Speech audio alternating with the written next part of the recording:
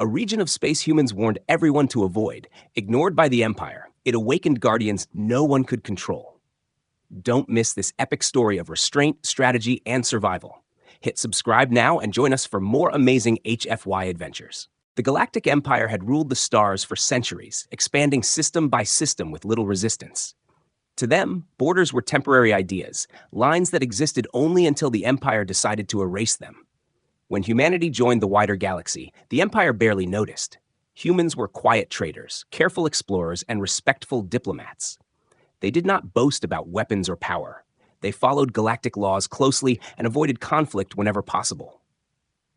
To the Empire, this behavior confirmed what they already believed. Humans were weak, cautious, and easy to control. The only thing that puzzled the Empire was one strange detail. Humans had marked a vast region of space as restricted. It was clearly mapped, heavily labeled, and surrounded by warning signals in multiple languages. Human diplomats politely but firmly told every species the same thing. Do not enter this region. Do not scan it. Do not attempt settlement or exploration there. When asked why, humans gave vague answers. They said it was dangerous, unstable, and not meant for outsiders. They never explained further. To the Empire, this was unacceptable. No single species had the right to deny access to such a large area of space, especially not a newcomer like humanity. Imperial analysts reviewed the data and found nothing special. The region contained old stars, broken planets, and little economic value. There were no rare resources worth protecting, no strategic advantage that justified secrecy. To the Empire, the human restriction looked like a bluff, a claim made to appear important. Imperial leaders discussed the issue in grand halls filled with advisors and military commanders. Many argued that allowing humans to control space set a dangerous example. If one species could draw a line and say no, others might try the same. The Empire's authority depended on obedience. Borders existed only with imperial approval. Allowing humanity's claim to stand would weaken that control. So the decision was made. The Empire officially banned humans from enforcing their restriction. A public declaration was sent across the galaxy, stating that the so-called human forbidden zone was now under imperial jurisdiction. Humans were ordered to remove their warning beacons and withdraw any patrols. Imperial fleets would soon enter the region to survey and claim it properly. The announcement was meant to humiliate humanity. It showed every species who truly held power. Imperial officials expected protests, angry speeches, or at least desperate negotiations. They believed humans would beg for compromise or quietly back down. Either outcome would confirm the Empire's dominance. But the human response confused them. There was no outrage, no threats, and no emotional reaction. Human representatives calmly acknowledged the message. They stated that they had warned the Empire and would not interfere further. Shortly after, human diplomats left several galactic councils, trade agreements slowed, and human ships began returning to their own systems. Imperial intelligence reported this as a sign of fear. Analysts concluded that humans had realized they could not challenge the Empire. The withdrawal was seen as surrender. Some even mocked humanity, saying they had drawn a line they were too weak to defend. The Empire took pride in proving that no border could stand against its authority. What the Empire did not understand was that the human restriction had never been about ownership. Humans had not drawn that line to claim power or territory. It was not meant to challenge the galaxy or provoke attention. It was a warning born from experience, from memories humans preferred not to share. To the Empire, the decision was simple and logical: expand, control, and enforce order. They believed they were correcting a minor issue caused by an overcautious species. Confident in their fleets and technology, they saw no risk in entering an empty, unremarkable region of space. As Imperial ships prepared to cross the boundary, celebrations were planned. Another successful assertion of dominance would soon be added to the Empire's long history. No one in the Imperial command believed this decision would change anything important. They had no idea that this single choice, made with arrogance and certainty, was about to become the greatest mistake the Empire had ever made. After the Empire's announcement spread across the galaxy, many expected humanity to react with anger or fear.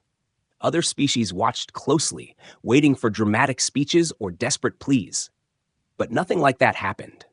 Human worlds remained quiet. Their communication channels stayed calm, and no emergency messages were sent. This silence confused the Empire more than any protest could have. Human diplomats appeared once more before the Galactic Councils, not to argue, but to acknowledge the decision. They spoke politely, thanked the councils for their time, and repeated a simple statement. Humanity had issued its warning. What happened next would not be their responsibility. There was no emotion in their voices, no attempt to convince anyone. After that, they began leaving their seats one by one. Within days, human embassies across the galaxy started closing. Flags were lowered, offices were sealed, and staff returned home. Trade convoys that once traveled regularly between human space and alien worlds slowed, then stopped entirely. Contracts were quietly suspended, not broken, just paused. It felt less like a protest and more like a careful withdrawal. To the Empire, this behavior looked like surrender. Imperial news networks mocked humanity. Commentators claimed humans had finally understood their place. Analysts reported that human military fleets were returning to their core systems. No ships moved toward the Forbidden Region. No defenses were raised. No threats were issued. The Empire took this as confirmation that humans lacked the will to resist. But beneath the surface, something very different was happening. On human worlds, governments entered a state of silent coordination. No public announcements were made, but secure channels lit up with constant communication. Military commanders, scientists, and historians were called into emergency sessions. Ancient files rarely accessed were opened once again. Human fleets did not retreat in panic. They moved with purpose. Patrol routes were adjusted. Deep space sensors were recalibrated. Observation stations near the restricted zone increased their monitoring. Not to defend the border, but to watch what would happen next. Humanity had already accepted that the Empire would ignore the warning. Among human leaders, there was no debate about stopping the Empire. That choice had been made long ago. They knew interference would only accelerate events. The line had been drawn for one reason only, to delay the inevitable and give others a chance to listen. Now that chance was gone. Civilian populations were not told the full truth. Only small hints appeared in official messages. Citizens were advised to avoid travel near certain regions. Emergency drills were quietly updated. Long-dormant facilities were brought back online under the cover of routine maintenance. To most humans, life continued as normal. But there was an unspoken tension in the air, a shared understanding passed down through generations. Among older commanders and researchers, memories resurfaced, stories that were never shared with outsiders, stories of a time before humanity reached the stars, when survival had come at a terrible cost. These were not myths or legends. They were recorded facts, sealed away because the galaxy was not ready to hear them. The silence humanity chose was not weakness. It was restraint. Humans had learned long ago that shouting warnings often made others reckless. The quieter they remained, the clearer the responsibility became. The Empire had been warned, officially and politely.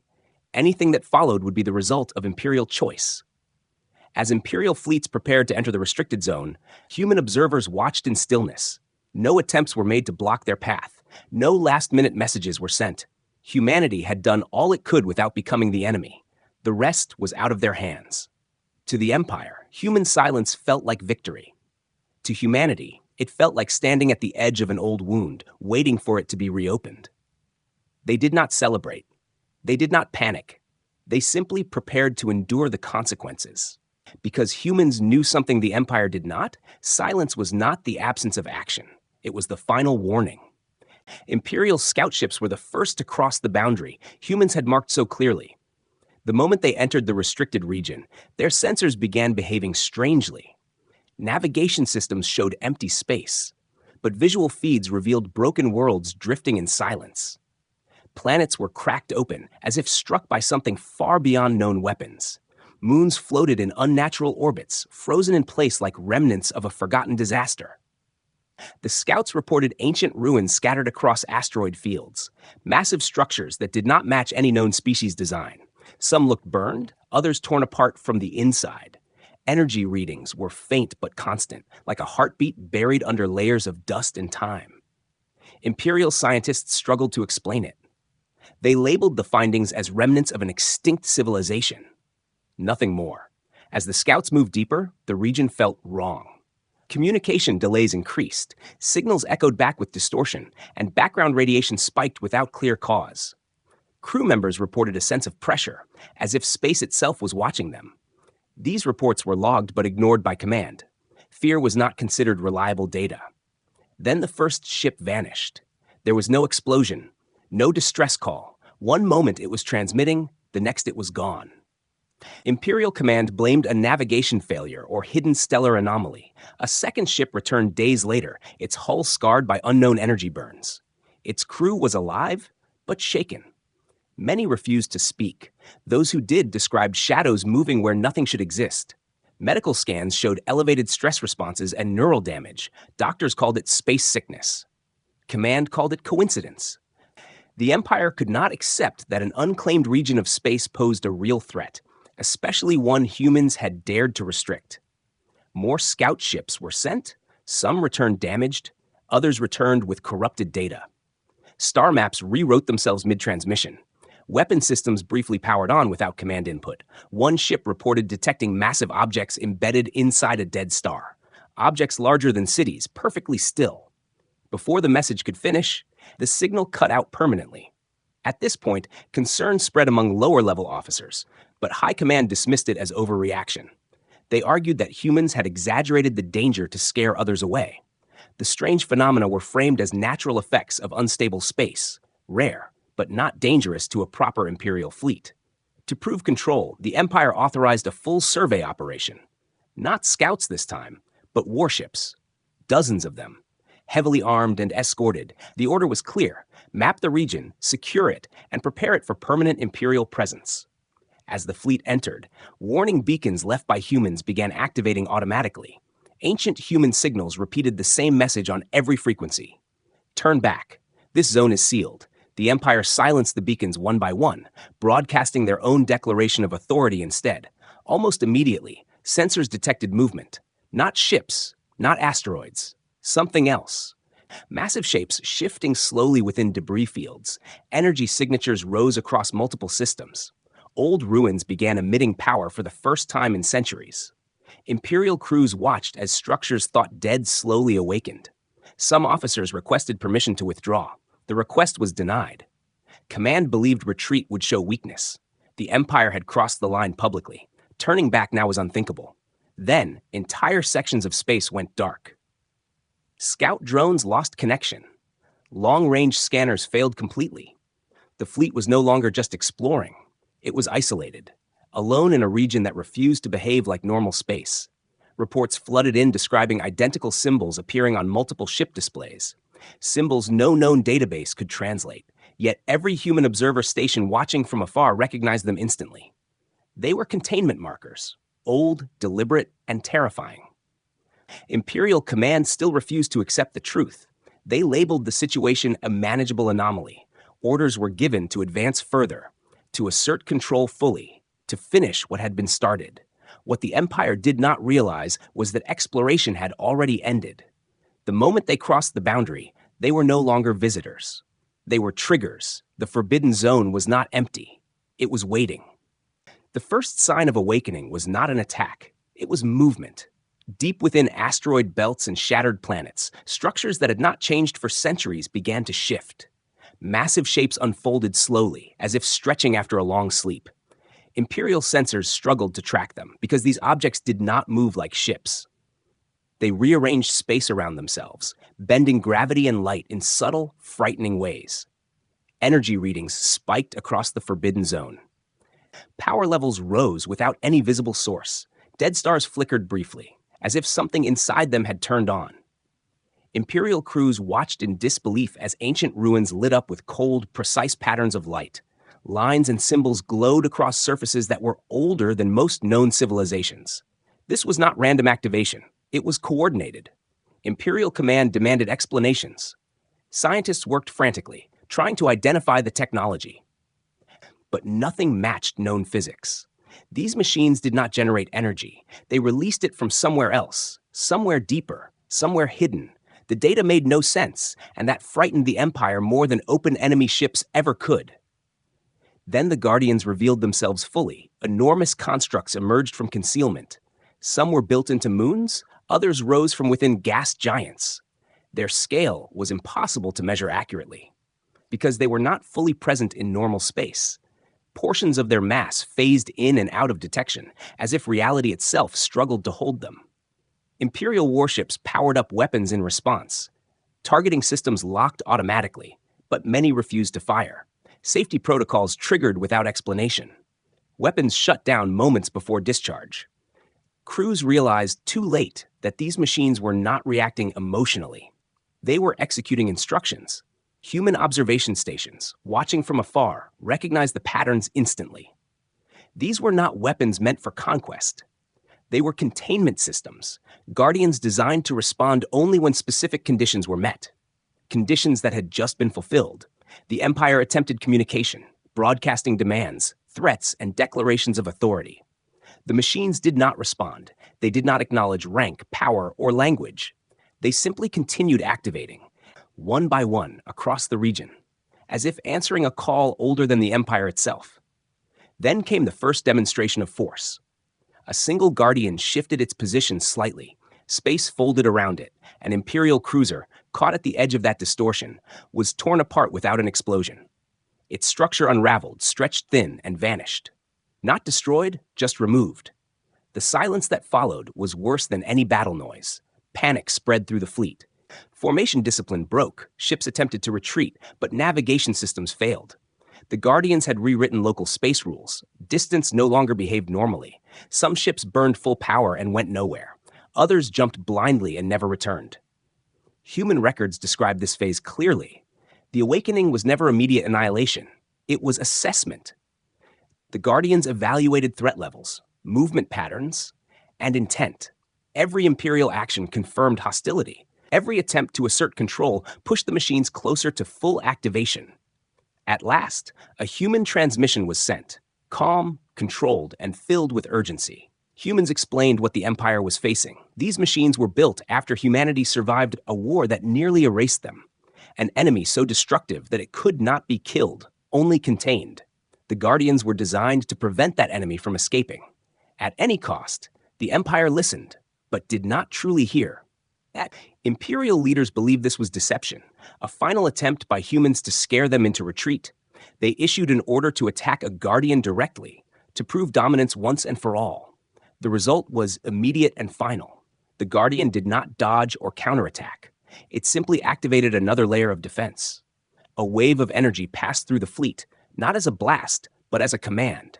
Systems shut down simultaneously. Shields collapsed. Engines failed. The Empire's greatest warships became silent metal shells drifting helplessly. This was the moment the Empire began to understand.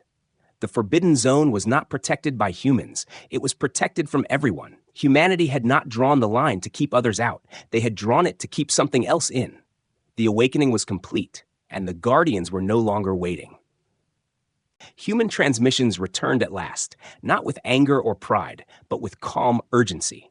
The signal carried across every open channel, clear and steady, as if it had been prepared long before this moment. Human representatives spoke slowly, choosing words with care. They did not threaten the Empire.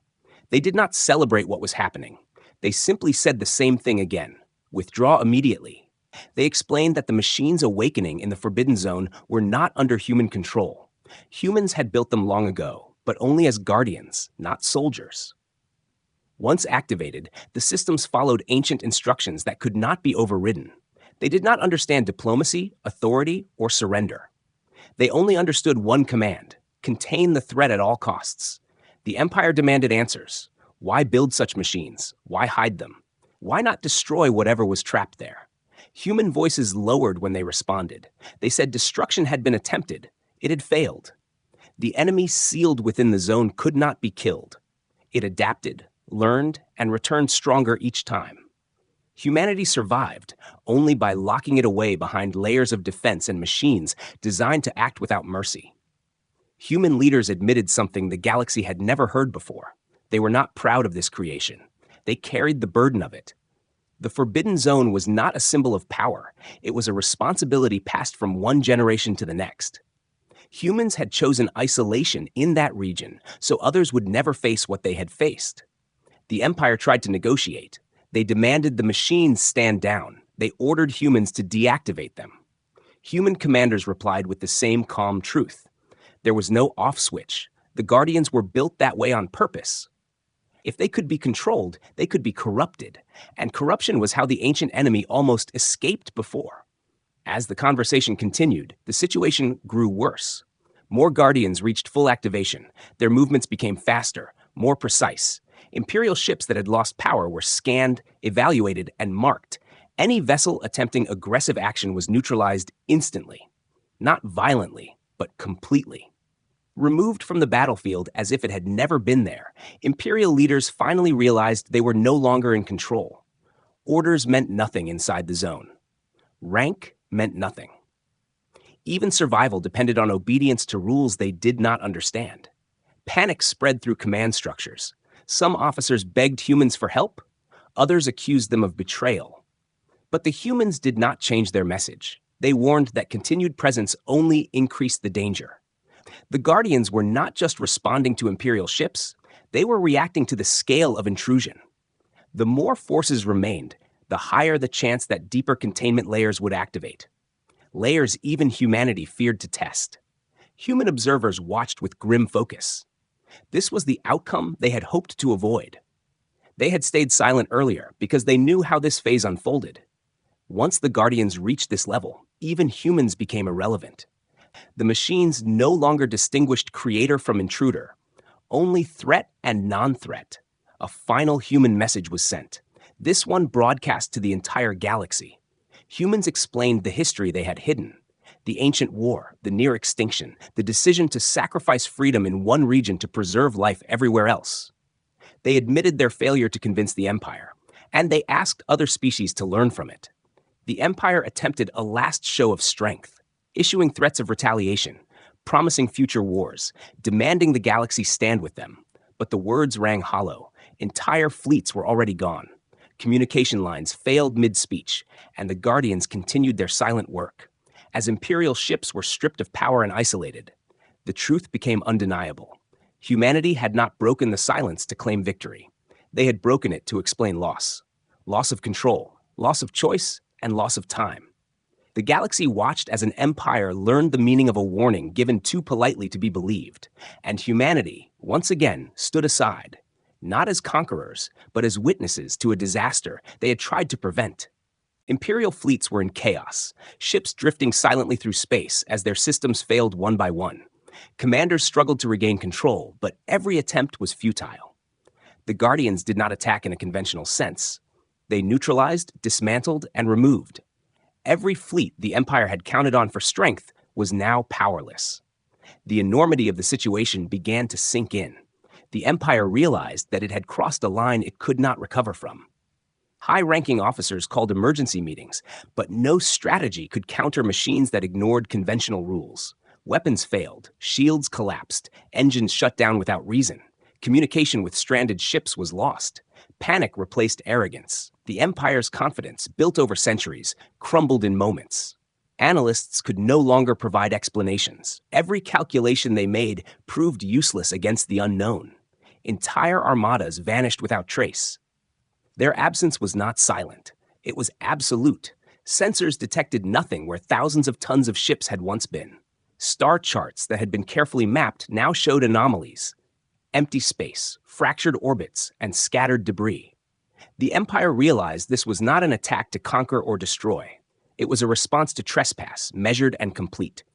Planets near the Forbidden Zone suffered collateral effects. Energy pulses from Guardians disrupted local orbits. Satellite networks and planetary defenses, minor civilizations within range were thrown into chaos. Yet the Guardians did not harm life directly.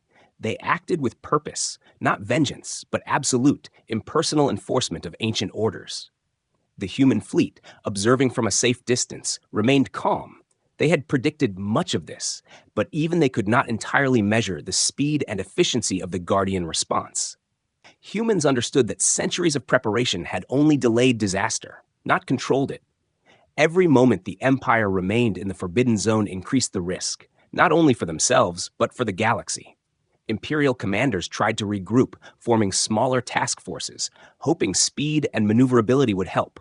It did not. Each group was tracked, isolated, and neutralized. They moved in patterns that seemed random, but the Guardians anticipated, adapting faster than any human or alien strategy could match. Ships that attempted hyperspace jumps found the routes blocked or unstable. Even advanced warp technology could not escape. Communication with home systems became sporadic. Starbases tried to send reinforcements, but the Guardians monitored every approach. Any attempt at reinforcement was immediately countered. Not with destruction, but with removal. It became clear that the Empire was losing not a battle, but control of its own military. The lines of command dissolved, leaving scattered crews struggling to survive in isolated pockets. Reports reached Imperial leadership of entire regions now abandoned. Star systems once rich and populated were empty. Ships, bases, and infrastructure vanished. The Empire had assumed power meant survival. They had relied on fleets, technology, and intimidation. Now all of that counted for nothing. The galaxy watched as the Empire's dominance unraveled before human eyes. Finally, humanity stepped forward to speak again. Calm, precise, and authoritative, humans explained that the Empire had ignored warnings for too long. The Forbidden Zone was never meant for outsiders. The Guardians had been designed to activate only when thresholds were crossed. The Empire had triggered every layer of defense, and now they were paying the price for arrogance. The remaining Imperial forces had no choice but to retreat, but retreat itself was impossible. The Guardians controlled space, time, and movement. Any action was monitored, any strategy countered. For the first time in history, the Empire understood true vulnerability. They realized power was meaningless without understanding, without knowledge, without respect for what they could not control. The collapse of the Imperial fleets sent a message across the galaxy that humanity was not weak, that some lines were not drawn to be challenged, that restraint, preparation, and patience could create forces far stronger than mere armies. The Empire had learned a brutal lesson, not from open war, but from the hidden strength humanity had carried quietly, waiting, watching, prepared. By the end, the galaxy knew the truth. The Empire's pride had been destroyed not by conquest, but by consequence. Humanity's hidden might had reshaped expectations forever, and the Forbidden Zone stood as a silent, unbroken warning. Human leaders addressed the remaining galactic powers with calm authority. Their transmissions broadcast across multiple systems, clear and measured. Humans explained the true purpose of the Forbidden Zone. They revealed a history the galaxy had never known. Long before humanity had joined the interstellar community, they had faced an enemy so powerful it nearly destroyed their species. Conventional weapons had failed, entire civilizations had fallen, and survival had required ingenuity beyond imagination. To contain the threat, humans had built Guardians, machines capable of absolute enforcement, designed not for conquest, not for aggression, but for containment. These Guardians had been programmed to act independently, to recognize danger and eliminate it before it could spread. Humanity's silence about the Forbidden Zone was not arrogance. It was responsibility, a burden they had carried alone for generations. Shielding the galaxy from a force it could never hope to understand, the galaxy listened in stunned silence as humans recounted their near extinction. Survivors had chosen to draw a line, to mark a region of space where no one could enter without risking annihilation. Humans had calculated every risk, every contingency, and had prepared for centuries.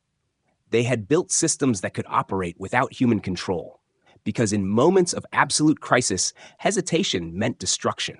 Imperial leaders could only watch as the truth sank in. The fleets they had relied on, the technology they had trusted, had failed against machines humans had built, not to fight, but to preserve. The realization was bitter. The Empire had assumed superiority, dismissed warnings, and acted with arrogance. Ignorant of the centuries of planning and sacrifice behind humanity's decision, they had misunderstood caution for weakness, strategy for submission. Humans emphasized that their actions had never been about domination. They had not sought to punish the Empire or anyone else. Their warnings, their lines, their silence had been intended to protect. Once the Guardians activated, any force, no matter how powerful, could be neutralized. The Forbidden Zone was a scar left by history, not a symbol of conquest. It existed to contain something the galaxy could never face directly. Galactic powers outside the Empire realized the magnitude of humanity's responsibility. For the first time, they understood why humans had drawn that line, why they had isolated themselves, why they had stayed silent when provoked. This was not arrogance, it was wisdom, and it was a message that resonated across countless worlds. The galaxy had witnessed a species capable of restraint, foresight, and survival on a scale unmatched by any other. Human leaders proposed a new approach. Rather than fear or conflict, cooperation was necessary. The Forbidden Zone could never be breached, but systems could monitor and knowledge could be shared responsibly. Plans were made to establish oversight, combining human experience with galactic resources to ensure nothing ever escaped. Humanity's actions became a lesson, not a threat, but a standard for how power should be used with caution and understanding. The Empire, humbled and fractured, could only comply. They had been forced to acknowledge that human restraint had saved countless lives, not just in human space, but across the galaxy.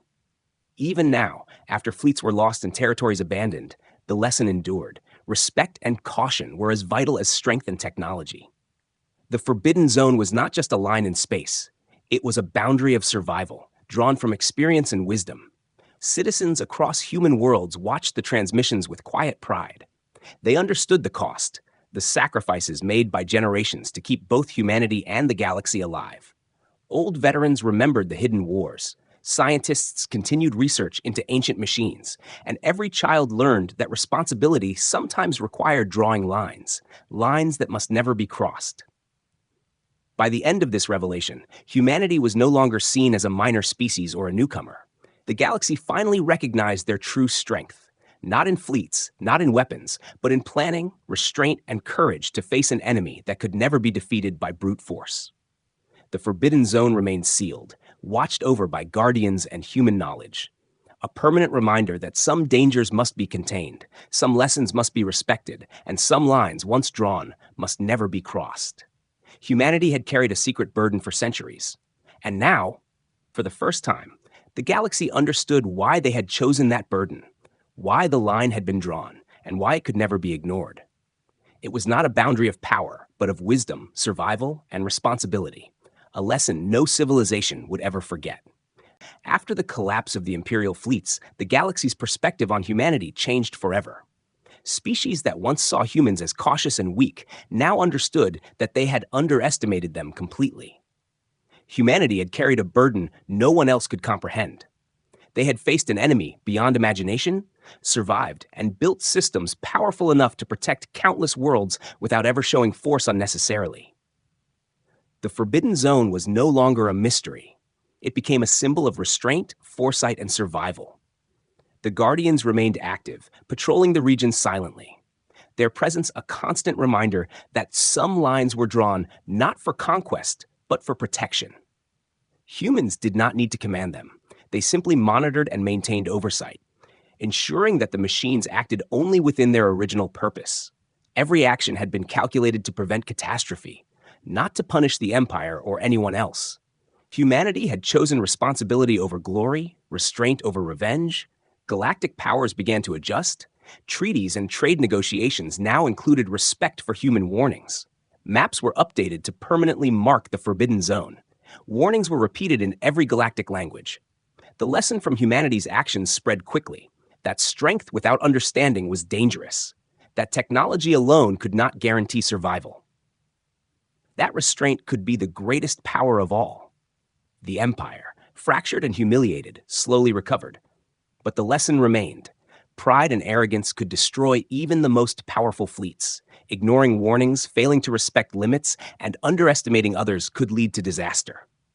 Imperial leaders who survived the collapse carried the memory of failure, not as punishment, but as proof that intelligence, caution, and foresight could surpass brute force. Humanity's reputation shifted from newcomer to guardian, from quiet observer to silent protector. Their influence grew not because they demanded it, but because they had earned respect through action and wisdom. Other species realized that humans had not sought to dominate.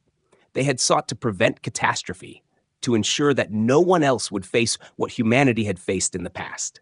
Human worlds continued their daily lives, but nothing was the same. Citizens understood that the peace they enjoyed came from centuries of preparation, from sacrifices their ancestors had made in secret. Generations of humans had carried knowledge, weapons, and responsibilities that the galaxy could not comprehend. The Forbidden Zone was their burden, their warning, and their legacy. A lesson written in space itself, galactic historians recorded the events meticulously. The collapse of the Empire's fleets, the awakening of the Guardians, the calm and authoritative response from humanity. Every detail became a teaching story, a tale of how restraint, intelligence, and courage could change the course of history. The Forbidden Zone was preserved as a permanent reminder that some power must always be balanced with responsibility. Humans themselves understood the gravity of their actions. They had not sought fame or recognition, only to protect the galaxy from forces it could not face. The line they drew was never meant to be crossed, and now the galaxy understood why. Other civilizations learned that some threats required patience, secrecy, and long-term planning, that ignoring warnings or rushing into unknown space could invite disaster. By the end, humanity stood as an example, not through conquest or aggression, but through preparation, wisdom, and the willingness to bear a burden alone for the good of all. The Forbidden Zone remained sealed and watched over, a testament to the choices humans had made, a permanent boundary that no one dared to challenge, and a lesson that would shape galactic policy for generations. The galaxy had learned that humans were not weak, not ordinary, not naive. They were survivors, protectors, and strategists. They had drawn a line that no one else could cross, a line that ensured life, order, and stability.